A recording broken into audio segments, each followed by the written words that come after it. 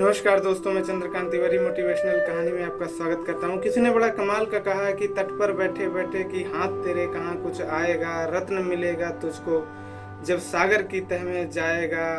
कुछ ना आया हाथ समझना, डुबकी अभी अधूरी है, जितना हो मुश्किल पहला कदम जरूरी है। दोस्तों, ऐसी एक कहानी है। ये कहानी एक कैब ड्राइवर की। लॉकडाउन के समय में कैब का ये ड्राइवर बहुत ज़्यादा परेशान था, क्योंकि कैब की बुकिंग नहीं चल रही थी, कोई कैब नहीं बुला रहा था, कहीं कोई जाना नहीं चाह रहा था, सारी जगह बंद पड़ी थी। कैब ड्राइवर को कहीं से सैलरी नहीं आ रही थी, कहीं से पैसा नहीं आ रहा था। EMI भी देना था, रूम रेंट भी देना था, खाना खर्चा भी देना था। बहुत ज़्यादा चिंतित था, बहुत ज़्यादा परेशान था, उसके पास पैसे भी नहीं थे। एक दिन वो शाम को अचानक से उसको एक कॉल आता है। वो कहता है, मैं आपको कुछ पैसे भेजना चाहता हूँ, आप अपना मुझे अकाउंट नंबर दे दीजिए। वो कहता है, मैं आपको अकाउंट नंबर ऐसे कैसे दे दूँ, आप कौन हो मुझे बताइए। वो कहता है, मैं से आपकी हेल्प करना चाहता हूँ इस लॉकडाउन के सफ़र में। मुझे पता है कि सारे लोग बहुत ज़्यादा परेशान हैं, इसलिए मैं आपकी भी कुछ हेल्प करना चाहता हूँ, आप अपना अकाउंट नंबर दे दीजिए। मैं वो उसका डिटेल पूछना चाहा, उससे पहले उसने देखा कि फ़ोन कट गया। उसने अकाउंट नंबर दिया। थोड़ी देर बाद वो देखते कि उसमें अकाउंट में बहुत सारे पैसे आ जाते हैं। उसने वापस से फ़ोन लगाया, उसने फ़ोन किया। उसने कहा, आप कौन हो, आपने मेरी हेल्प कैसे की।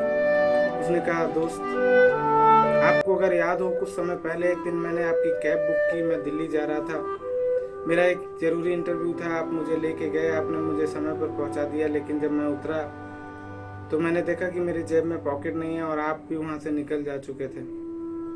मैं सारी कैब इधर उधर देखता रहा, मुझे कहीं भी आप दिखाई नहीं दिए। मन ही मन मैंने आपको हज़ारों गालियाँ दी। फिर मैंने किसी तरीके से दिल्ली से वापस अपने घर आया।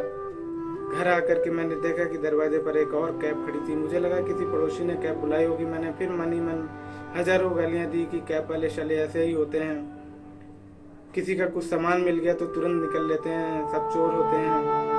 मन ही मन मैं आपको गालियाँ दे रहा था। मैं समझ नहीं पा रहा था कि आप इतने सज्जन भी हो सकते हैं। लेकिन मैं जब घर आया, कैब के पास आकर के मैंने देखा कि आप वो कैब में आप थे।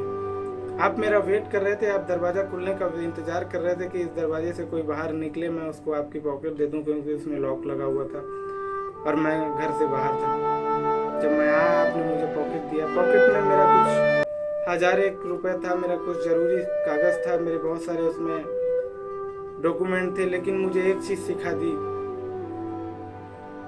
कि आदमी को आप किसी के चेहरे से जज नहीं कर सकते, वो कितना चोर है, कितना ईमानदार है, कितना साहूकार है।